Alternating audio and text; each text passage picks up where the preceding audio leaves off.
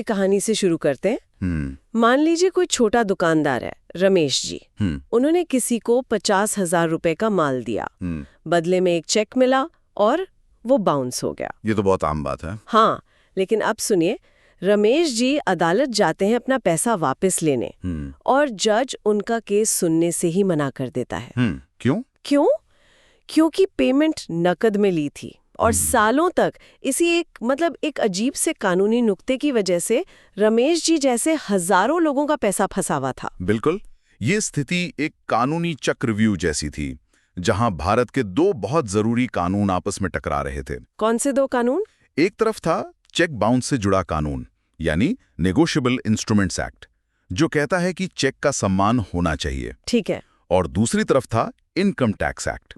उसका एक नियम है, धारा 269 SS, जो कहता है कि आप 20,000 रुपए से ज्यादा का लेन देन नकद में नहीं कर सकते। तो ये तो ऐसा हो गया कि क्रिकेट में दो अंपायर हैं, एक ICC के नियमों से चल रहा है और दूसरा किसी लोकल टूर्नामेंट के, और दोनों एक ही गेंद पर अलग अलग फैसले दे रहे हैं। क्या बढ़िया उदाहरण दिया है, बिल्कुल यही हो रहा था। तो आज हम इसी उलझन की तह तक जाएंगे, समझेंगे कि सर्वोच्च न्यायालय ने इस गुत्थी को कैसे सुलझाया और उस ऐतिहासिक फैसले का रमेश जी जैसे आम लोगों के लिए असल में क्या मतलब है। ठीक है, तो चलिए रमेश जी की कहानी पर वापस चलते हैं। उनका केस अदालत ने शुरू में ही क्यों खारिज कर दिया था? ये सारा भ्रम, ये शुरू कहाँ से हुआ? इस उलझन की जड़ थी केरल उच्च न्यायालय का एक पुराना फैसला। सर्वोच्च न्यायालय के दखल से पहले देश भर की कई निचली अदालतें इसी फैसले को एक मिसाल मानकर चल रही थी। अच्छा। और उस फैसले ने एक बहुत बड़ी दीवार खड़ी कर दी थी। क्या तर्क था उस फैसले के पीछे?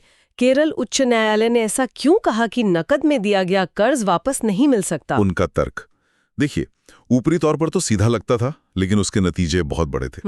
उच्च न्यायालय ने कहा कि अगर कोई व्यक्ति 20,000 रुपए से ज्यादा का कर्ज नकद में देता है और यह साबित नहीं कर पाता कि उस पैसे का पूरा हिसाब किताब है, मतलब वो अकाउंटेड फॉर पैसा है, तो उस कर्ज को कानूनी तौर पर वसूला नहीं जा सकता। एक मिनट, ये तो बहुत अजीब बात है।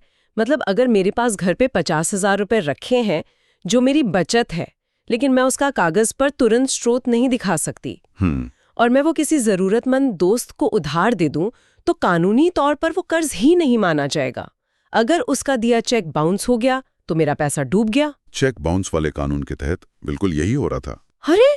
केरल उच्च न्यायालय ने इनकम टैक्स एक्ट की धारा 269 SS, वही नियम जो 20,000 से ज्यादा नकद पर रोक लगाता है, उसको आधार बनाया। अच्छा। उनकी व्याख्या ये थी कि अगर आपने इस टैक्स कानून को तोड़ा है तो आपका पूरा लेन देन ही वो गैरकानूनी और अमान्य हो जाता है। मतलब कर्ज ही अवैध हो गया। जी, और अगर कर्ज ही अमान्य है तो उस कर्ज की वसूली के लिए दिया गया चेक भी किसी काम का नहीं, इसलिए चेक बाउंस का केस ही नहीं चल सकता। तो एक टैक्स से जुड़े नियम का उल्लंघन करने की सजा ये मिल रही थी कि एक व्यक्ति अपना ही पैसा वसूलने का अधिकार खो रहा था। यहीं पर मामला दिलचस्प हो जाता है। सटीक। क्योंकि एक कानून का मकसद है टैक्स चोरी रोकना और दूसरे का मकसद है व्यापार में भरोसे को बनाए रखना, और यहाँ दोनों एक दूसरे के रास्ते में आ गए। बिल्कुल, और इसी उलझन ने अनगिनत मामलों को प्रभावित किया। कई चेक बाउंस के केस सिर्फ इसी तकनीकी आधार पर शुरुआती स्तर पर ही खारिज किए जा रहे थे, बिना ये देखे कि क्या सच में कर्ज दिया गया था या नहीं। तो सालों तक ये गड़बड़ी चलती रही और फिर आखिरकार ये मामला सर्वोच्च न्यायालय पहुंचा। उन्होंने केरल उच्च न्यायालय के इस फैसले का क्या किया? सर्वोच्च न्यायालय ने केरल उच्च न्यायालय के उस फैसले को पूरी तरह से रद्द कर दिया, सेट असाइड कर दिया। अच्छा, पूरी तरह से पलट दिया। जी, उन्होंने इस कानूनी व्याख्या को सिरे से खारिज करते हुए कहा कि ये कानून की गलत समझ है, और उन्होंने एक बहुत ही साफ और स्पष्ट तस्वीर पेश की जिसने सालों के भ्रम को खत्म कर दिया। ये एक बहुत बड़ा कदम था। सर्वोच्च न्यायालय इस नतीजे पर पहुंचा कैसे? उनके तर्क के पीछे की सोच क्या थी? यहाँ पर सर्वोच्च न्यायालय ने एक बहुत ही बारीक लेकिन जरूरी बात कही जिसने सब कुछ बदल दिया। उन्होंने दोनों कानूनों को उनके अपने अपने दायरे में रखकर देखा। उनके तर्क के दो मुख्य स्तंभ थे। पहला, उन्होंने कहा कि दोनों कानूनों का मकसद बिल्कुल अलग अलग है। कैसे? इनकम टैक्स एक्ट का मकसद है काले धन को रोकना और टैक्स कलेक्शन सुनिश्चित करना। इसका मकसद किसी असली लेन देन को ही अवैध घोषित करना नहीं है। यानी सरकार बस ये जानना चाहती है कि पैसा कहाँ से आ रहा है और कहाँ जा रहा है, ताकि उस पर टैक्स लग सके। सही। इसका ये मतलब नहीं कि सरकार उस लेन देन को ही गैर कानूनी मान रही है। ये ऐसा है कि आप किसी इमारत के फायर सेफ्टी नियमों का पालन नहीं करते तो आप पर जुर्माना लगेगा। हाँ। पर इसका मतलब ये तो नहीं कि इमारत की मिल्कियत ही आपसे छीन ली जाएगी। बिल्कुल सही एनालॉजी है। और यहीं से दूसरा और सबसे महत्वपूर्ण बिंदु निकलता है।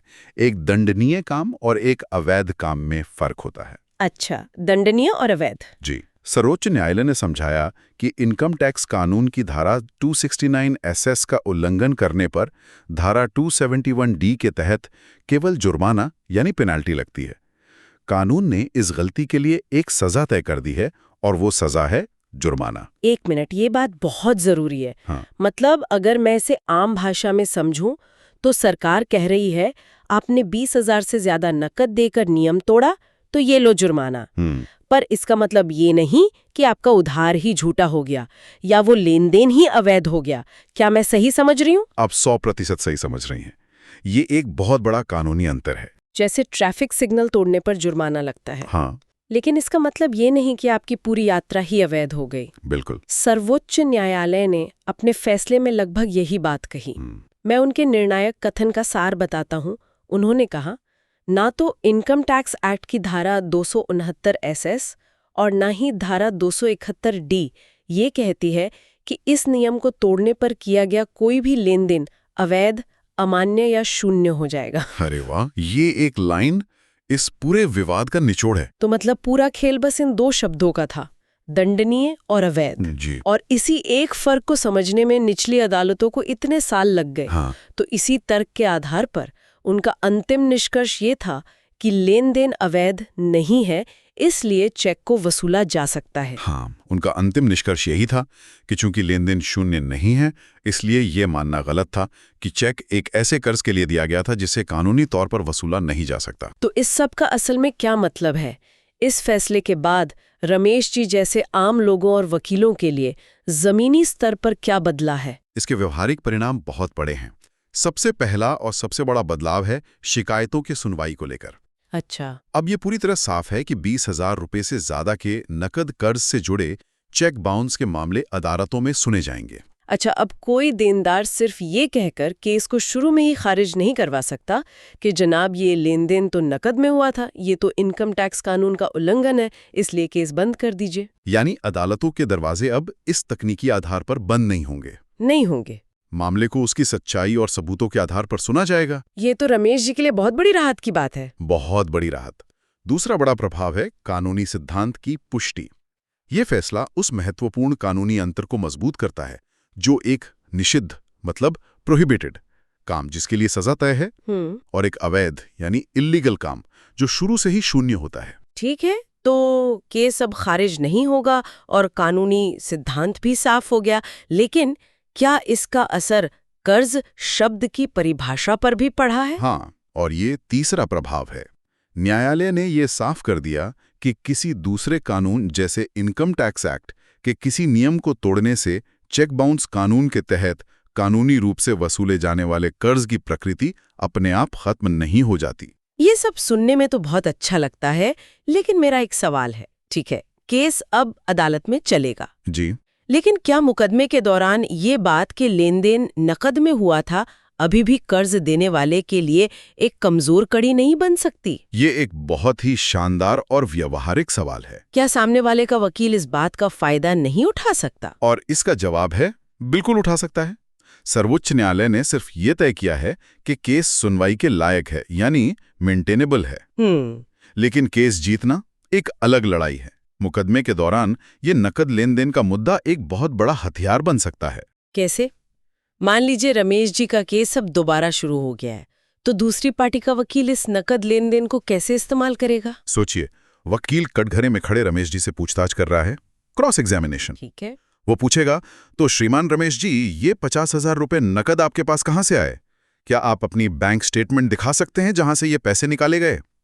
क्या आपने उस साल अपनी इनकम टैक्स रिटर्न में इस रकम का जिक्र किया था? और अगर रमेश जी इन सवालों का संतोषजनक जवाब नहीं दे पाए तो उनकी विश्वसनीयता पर, उनकी क्रेडिबिलिटी पर एक बहुत बड़ा सवालिया निशान लग जाएगा।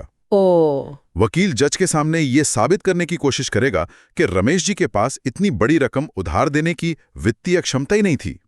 वो ये कहानी भी बना सकता है कि ये कोई कर्ज का लेन देन था ही नहीं, बल्कि चेक तो किसी और वजह से, जैसे बस सिक्योरिटी के तौर पे खाली दिया गया था। तो मतलब नकद लेन देन इस तरह के बचाव को और ज्यादा वजनदार बना देता है। बिल्कुल। इस एक सवाल से पूरा केस कमजोर पड़ सकता है। तो फिर रमेश जी, जैसे लोग जो कर्ज दे रहे हैं, उनके लिए आपकी क्या सलाह है? उन्हें अब क्या करना चाहिए? देखिए, सबसे अच्छी और सुरक्षित सलाह तो यही है कि जहां तक हो सके बड़े लेन देन हमेशा बैंकिंग चैनलों से करें। चेक, NEFT, RTGS, UPI, ताकि एक पक्का रिकॉर्ड रहे। हाँ, एक पक्का डिजिटल रिकॉर्ड बन जाता है जिसे कोई झुठला नहीं सकता। लेकिन हम सब जानते हैं कि भारत में, खासकर छोटे व्यापारों में, नकद का चलन एक सच्चाई है। हाँ, ये तो है। तो अगर नकद देना ही पड़े तो ये बहुत जरूरी है कि आप उस पैसे के स्रोत का स्पष्ट रिकॉर्ड रखें। तो मतलब ये साबित कर पाना कि ये अकाउंटेड फॉर पैसा है। अब केस चलाने की कानूनी जरूरत नहीं है। नहीं है। लेकिन केस को मजबूती से जीतने के लिए एक बहुत जरूरी स्ट्रेटेजिक कदम है। बिल्कुल।